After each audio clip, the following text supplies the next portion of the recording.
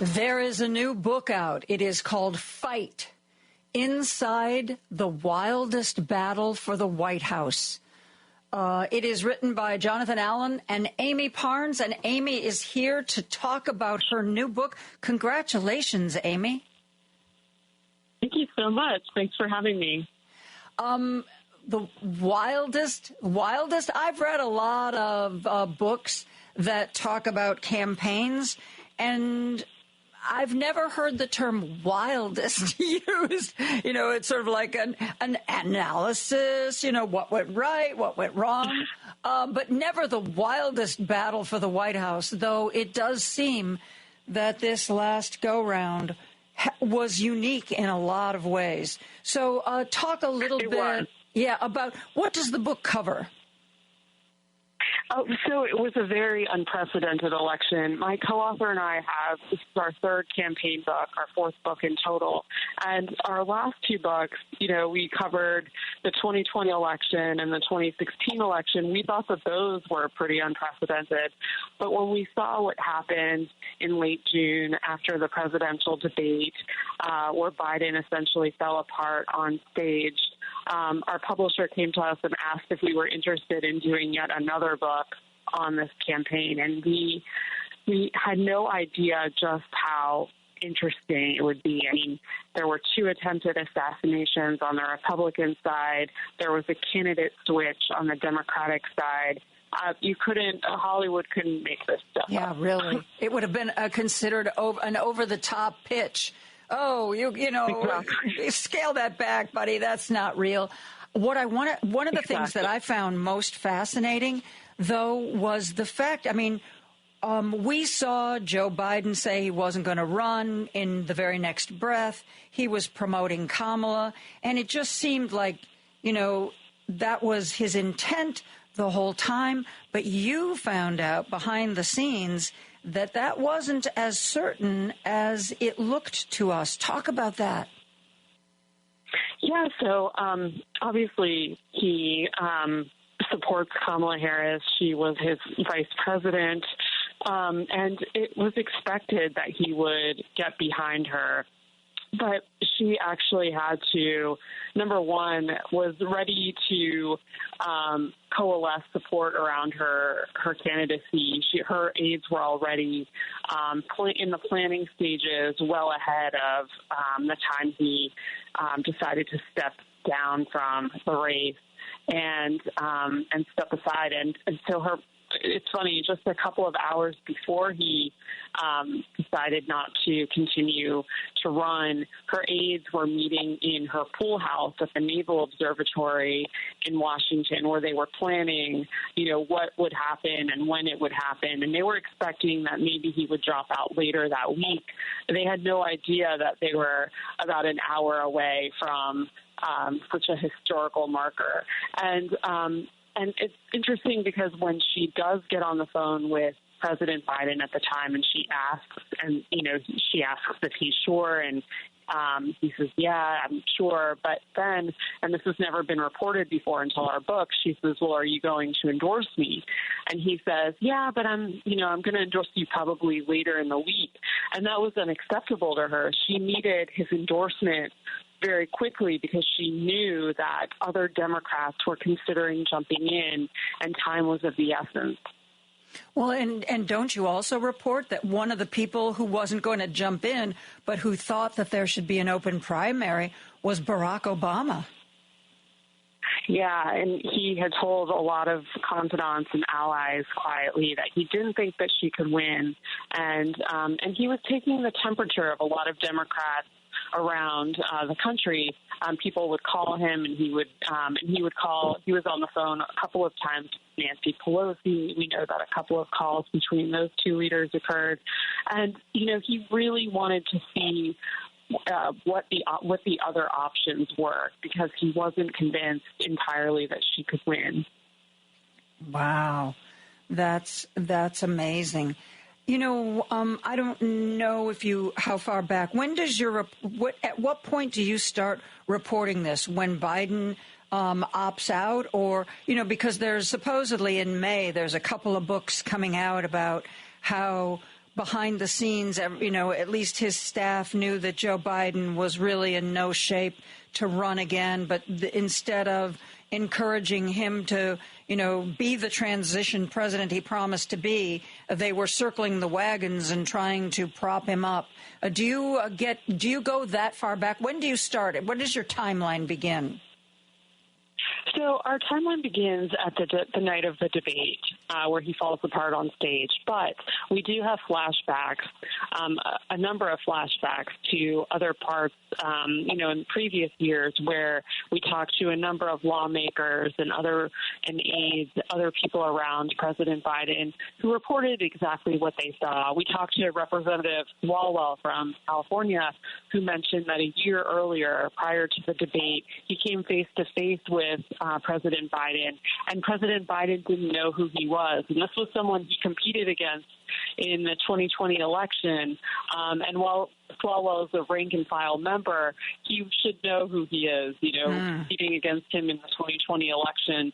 And we talked to other people. He needed it wasn't just in terms of, his cognitive abilities.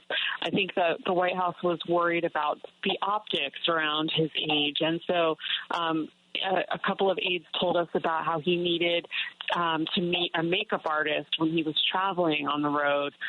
So the first order of business each time he traveled was to have a makeup artist make him up for for his start of the day, and sometimes that resulted in some missed meetings. So this was happening all the way around. And while we don't know if there was an intentional cover-up, they were clearly aware of the fact that the president was having cognitive issues, and they were clearly worried about the optics around his age. Yeah. Amie, talk about that night of the disastrous debate.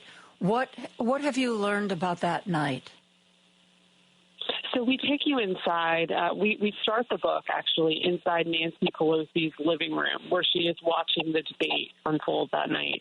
And she's alone. She wanted to be alone that night to kind of to see what was happening. Jim Clyburn, another Democratic leader, watching the debate alone with a drink. Al Sharpton, also by himself. It's almost as if they knew that night was not going to go great. Usually these types of events, lawmakers like to gather and watch these things together, but they purposely were alone watching this. And when it does unfold, Nancy Pelosi's cell phone is blowing up. Everyone's cell phone is blowing up. Mine was too. I mean, everyone involved in politics that night was experiencing something so surreal. And Nancy Pelosi was receiving incoming from lots of lawmakers and donors. One donor in particular said this is a disaster and sent her a note. And she thought she was about to send a note to her husband, but instead of sending it to her husband, she replied back to the donor and said, "Oh my God, this donor thinks that this is a disaster." And so we have all of this reported in the book in great length to kind of show exactly what the tone was and what each lawmaker and each leader, Democratic leader, was experiencing in that moment. That's just amazing, because one of the things that I said, I know that sometimes it seems like the longer somebody is in political life, the more that anybody who's willing to say no to them gets sort of eliminated from the inner circle, and the inner circle becomes this, you're great, you're wonderful, you're the best, you're better than all the rest circle. And because I thought to myself, because right before he went out on stage, why didn't somebody say, Mr. President, you're in no shape to do this tonight. This could ruin everything.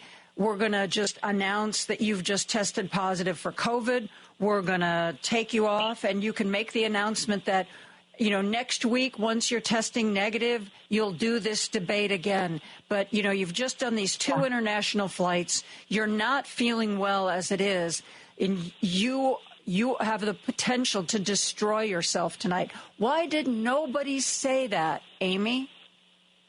Yeah, well, for starters, so he had COVID a few weeks later, but this was a cold.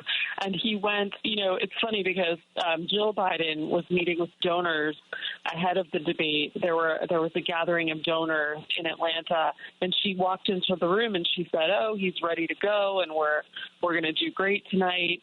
And in retrospect, that probably wasn't the best thing to say when her husband was in the midst of a pretty bad cold. But they felt like the reason they did this debate was to change the trajectory of the race. They weren't happy with how things were going. They felt like they needed to do something drastic to move the polls. They were facing Trump, who was on an upward trajectory, and they were kind of stagnant.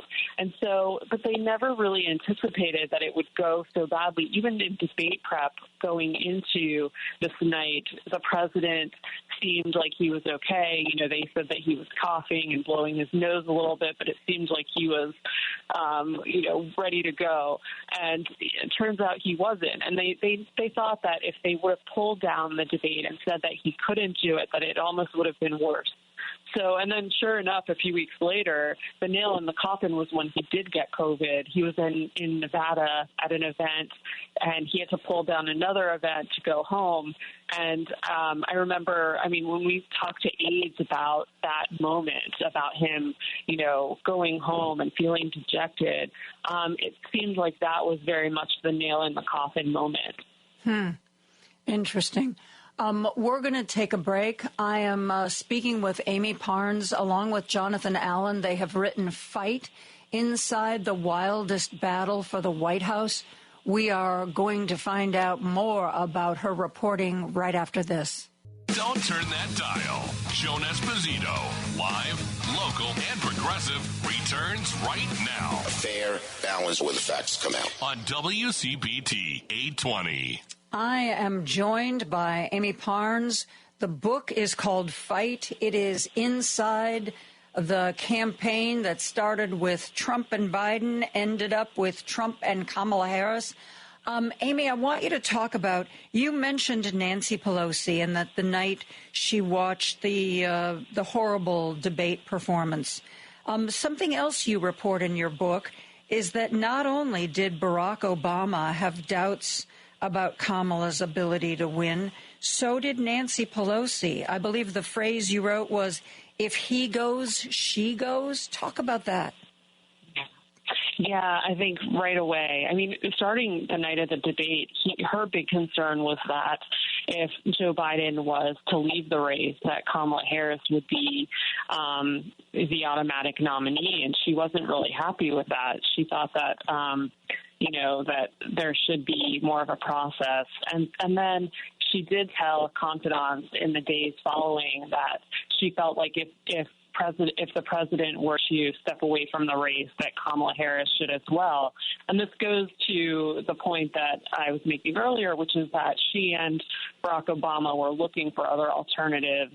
But the fact of the matter is that they were short on time and the clock was running low. They had to move very quickly. And Democrats knew that time was of the essence. There were 100 plus days left of the race, and they were really nervous about doing something other than just giving this to Kamala Harris. So that's sort of what ended up happening. At the time, I remember a source told us, well, at least she has a pulse. And that was sort of where Democrats were, that she could kind of, take the torch from President Biden and run with it. And I think in a way, Democrats were gaslit in a way, because they saw that she was attracting all these big rallies and lots of people and lots of excitement. But in reality, the message wasn't there. She wasn't connecting with voters. She wasn't doing things like what Trump was doing on the other side, which is using podcasts to her advantage. They were almost running a playbook from, 2016 or 2020 and not really connecting with voters. Yeah.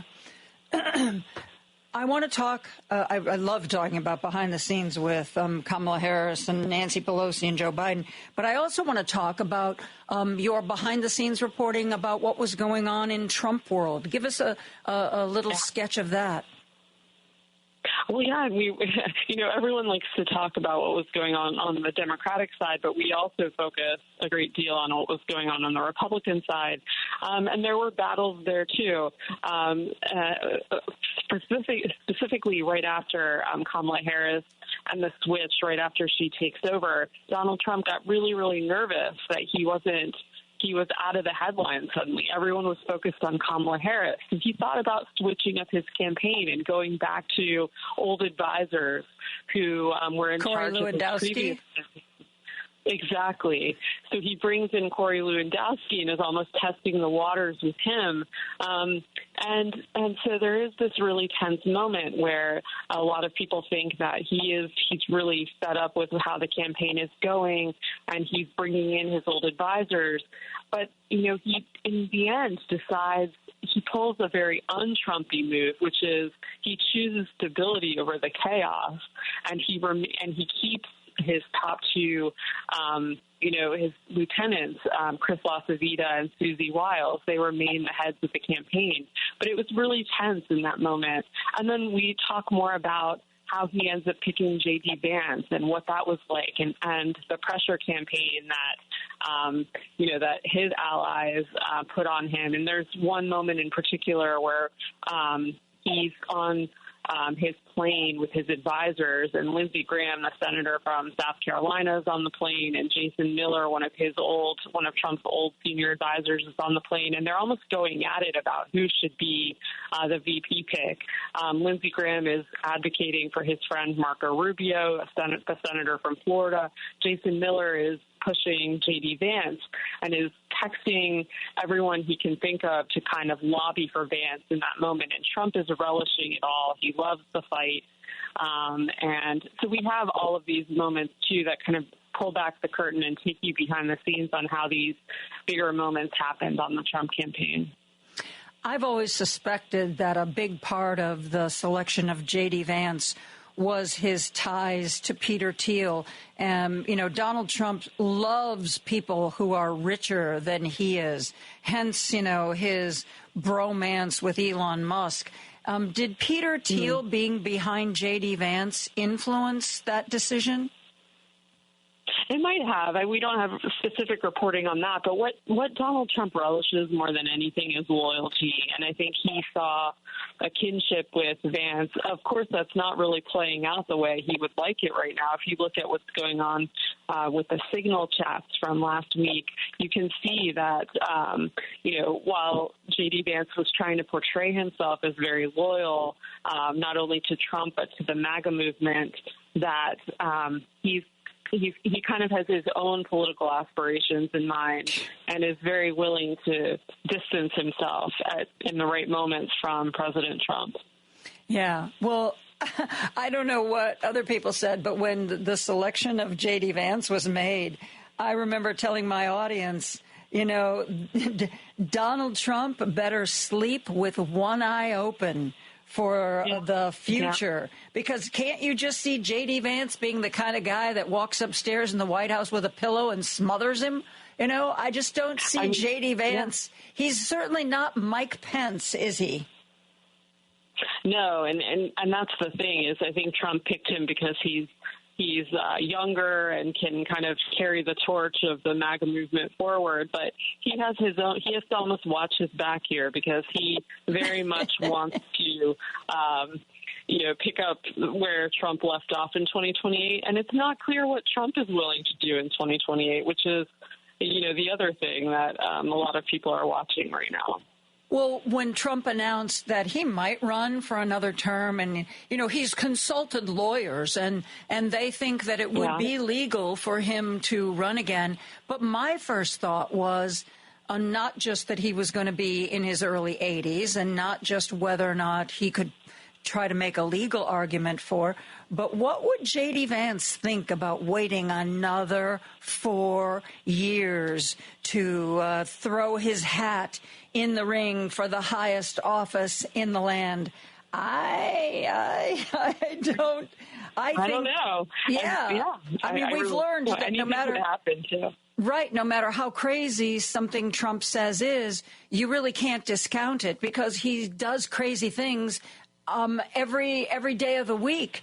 But I just wonder how Mr. Vance would feel about that. And everybody was saying, oh, Trump loves him because he's a Trump mini-me. Well, I don't think he's a Trump mini-me. I think he's an opportunist. I mean, let's face it, if you want a Trump mini-me, that would, to me, be more like Pete Hegseth, you know, is more... I mean, he's proven... Mm-hmm. Yeah, and he's proven, I mean, through that signal chat, when you look at that, he's proven that he's not the loyalist that Trump thought he was. Mm-hmm. Exactly. Well, you know, J.D. Vance used to say bad things about Donald Trump. So I'm wondering, and I know this was way before you started, putting things in your book, but what was that first conversation? Like, just that early stuff I said, I didn't mean any of that. You know, it was just, it was I was a little tipsy that night, or I was being goaded, or how did J.D. Vance look at Donald Trump and say, yeah, I hated you, but I don't hate you anymore. I really love you now. Yeah, I mean, they covered that turf very early on in that first meeting they had at Mar-a-Lago, and that meeting was actually the day of the attempted assassination. In the morning, he flies in to meet with him, and they cover that turf. And you know, he essentially said, "Oh, I didn't know back then," and he was trying to make excuses for it, and was trying to appeal to Trump about how loyal he would be. And that's sort of the pitch he made and the pitch that other allies made for him. And so I think that, loyalty is going to be a big thing to watch with the two of them. And obviously it's already quite frayed. Yeah, interesting. How did the assassination affect Trump? Did it change anything about him? We talked to people about this, and they said that he became a little more religious. I have my doubts about that. I think it's, I don't quite believe that to be true, but I do think, we report a great deal about what the Biden campaign was thinking at the time, and they thought that the race was over. They thought, we talked to a lot of people inside the campaign about that night. And obviously they had to pull down everything, and they couldn't continue on with their campaign for a few days, which I think also helped and hurt President Biden in that moment. But I think, they were really, really worried about that image, with Trump's fist in the air. They all acknowledged that it was a powerful image. And one aide who happened to be home, a very senior aide on the campaign, happened to be home with his mom, visiting his mom at the time. And his mom even told him, "Oh, well, the campaign is essentially over." And he didn't want to hear that, obviously. Wow. Interesting. So interesting. Amie, I can't wait to pick up the book. It is Fight Inside the Wildest Battle for the White House, Jonathan Allen and Amie Parnes. It's like a telenovela, it's got so much drama. You said earlier, yes. It really is. And, it wasn't intended to be that way. It's just the way it all unfolded. And the thing that is interesting about this is we don't just write these books. This is our third campaign book. We don't just write them just to have, fun with this and to document it. It's really a look ahead. And any smart Democrat will read this, and Republican too will read this and say, these are the mistakes that were made, and this is how we have to do better. This is a guide to lead us out of the wilderness. And that is why we do these books, not just to look back, but in an effort to look forward. Yes. Real quick before I let you go, and this isn't anything that's from the book, there's been a lot of pushback against Gavin Newsom for having Steve Bannon on his podcast. He clearly wanted to show that he'll talk to anybody, but you'd think he'd have maybe found somebody other than a lying convicted felon. I don't know, just, me. And supposedly, within a week, his popularity dropped something like 10 points. Was that a good move or a bad move? Does that position him well or hurt him if he wants to be the Democratic nominee? I think it hurts him with the base, but I think he's trying to do something which is issue, you know, a lot of Democrats are trying to figure out where they need to be right now and whether they need to move back to the right and if they need to have these conversations with Republicans.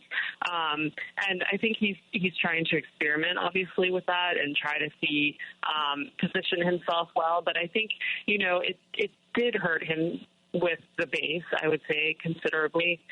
But it remains to be seen if that's sort of what a lot of Democrats want from him in this moment. You know, they really liked him when he was fighting Republicans even before the election happened. They liked that fighter in him and that he was taking on Ron DeSantis and Trump. And so I think if he moves back in that direction, that might be a good move for him. But I think he's also trying to see what he needs to do to be competitive in 2028. Yeah. If you have a chance to talk to him, you might want to tell him the story of Kyrsten Sinema and how that move to the right really launched her into the stratosphere. Amie Parnes, man, oh man, if you're going to pick up a political book in the next few months, make it fight inside the wildest battle for the White House. Amie, thank you for being here. It has been a delight to talk to you. Thank you so much, and let me know what you think of it. I'm very curious to hear what your thoughts are. I can't wait.